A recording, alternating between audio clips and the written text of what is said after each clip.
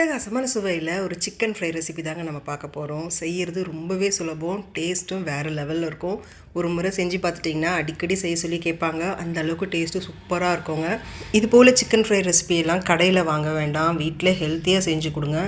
Tandoori chicken டேஸ்ட்லேயும் ஸ்டைல்லையும் இருக்குங்க. செய்கிறது ரொம்பவே சீக்கிரமாக செஞ்சிடலாம். வீடியோ லைக் பண்ணிவிட்டு வீடியோ சேவ் பண்ணி வச்சுட்டு ட்ரை பண்ணுங்கள், எப்படி செய்கிறதுன்னு பார்க்கலாம். இதுக்கு நான் முதல்ல ஒரு 1/2 kg அளவுக்கு சிக்கன் எடுத்துக்கிறேங்க. எடுத்துகிட்டு நல்லா வாஷ் பண்ணிவிட்டு ஒரு பவுலில் வச்சுக்கிறேன். இதில் ஒரு 1/2 டீஸ்பூன் அளவுக்கு மஞ்சள்தூள் சேர்த்துக்கோங்க. அடுத்து 1/2 டீஸ்பூன் உப்பு சேர்த்துக்கோங்க. அடுத்ததாக 1 டீஸ்பூன் இஞ்சி பூண்டு விழுது சேர்த்துக்கலாம். அடுத்ததாக 1/2 எலுமிச்சை பழத்தை பிழிஞ்சு விட்டுக்கோங்க. இப்போ இதை நல்லா கை வச்சு மிக்ஸ் பண்ணி விட்டுக்கலாம். மசாலா எல்லாம் சிக்கனில் நல்லா ஒட்டி வர மாதிரி நல்லா மிக்ஸ் பண்ணி விட்டுக்கோங்க. இப்போ இதை ஒரு 10லேருந்து 15 நிமிஷம் நல்லா ஊறி வரட்டும். அதுக்குள்ளே நம்ம ஒரு மசாலா ரெடி பண்ணிக்கலாம். பேனில் 2 துண்டு பட்டை சேர்த்துக்கோங்க. அடுத்து 2 ஏலக்காய், அடுத்து 3 வரமிளகாய் சேர்த்துக்கோங்க. அடுத்ததாக 1 டீஸ்பூன் மல்லி விதை சேர்த்துக்கோங்க.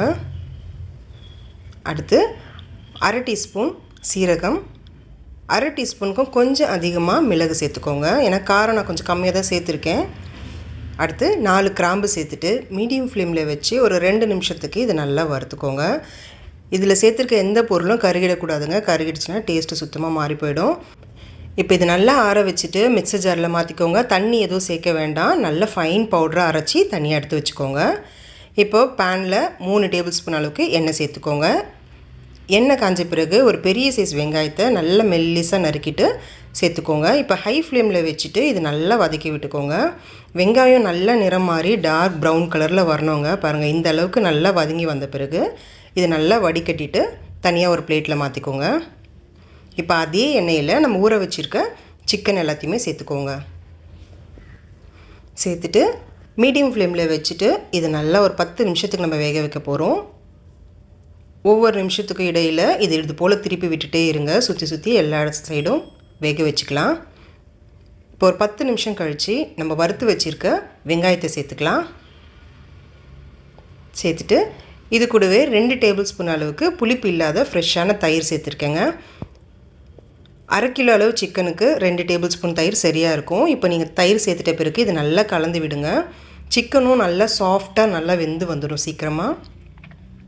இப்போ இது நல்லா கலந்து விட்டுட்டு மூடி வச்சுடுங்க. ஒரு 10 நிமிஷம் நல்லா வேகட்டும். இப்போ 10 நிமிஷம் ஆகிடுச்சுங்க. அடுத்து அரைச்சி வச்சுருக்க மசாலாவை சேர்த்துக்கோங்க. நான் அந்த வீடியோ ரெக்கார்ட் பண்ண மறந்துட்டேன். இப்போ நீங்கள் பார்த்தாலே தெரியும், நான் மசாலா ஃபுல்லாக சேர்த்துட்டேன். மசாலா சேர்த்துட்ட பிறகு நீங்கள் ரொம்ப நேரம் வேக வைக்கணும்னு கிடையாது. இப்போ இதை நல்லா கலந்து விட்டுட்டு மூடி வச்சிடலாம். ஏற்கனவே நம்ம சிக்கனை 20 நிமிஷம் வேக வச்சதுனால சிக்கன் நல்லா சாஃப்டாக வெந்து வந்துட்டுருக்கோங்க. இந்த மசாலாவோட பச்சை வாசனை போகிறதுக்காக இப்போ இதை மூடி வச்சுட்டு ஒரு 2 நிமிஷத்துக்கு மட்டும் நம்ம வேக வச்சுக்கலாம். இப்போ 2 நிமிஷம் கழித்து பாருங்கள், நல்லா மசாலாலாம் ட்ரை ஆகி நல்லா வெந்து வந்திருக்கும்.